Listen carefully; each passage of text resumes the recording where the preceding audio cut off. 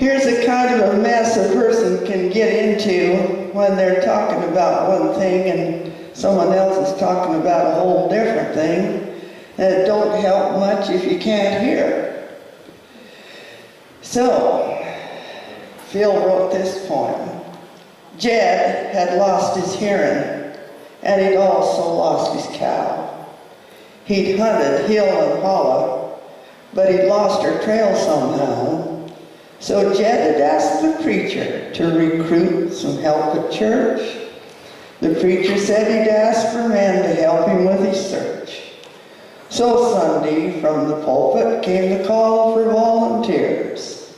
Jed told him that his cow was black with white around both ears. Said you could spot her easy, 'cause both her horns turn up. She'll answer when she hears your name. She's called Old Buttercup. Then Jed described her head to tail. His picture left no doubt. And they organized a big cow hunt to start the church with that. Preacher had one more concern before his Sunday text as he checked his agenda to determine what was next. He announced a brand new member. Widow Jones was asked to stand.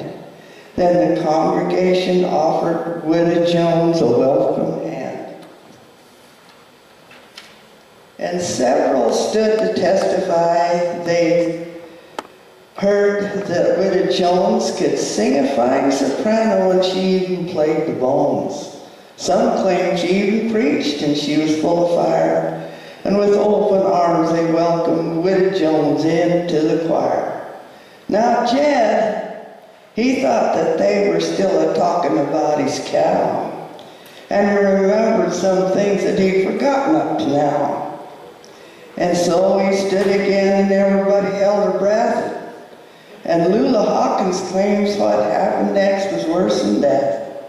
Jed says, she ain't much for pretty. She won't take no record books. With bony hips and fat, thick lips, she's older than she looks.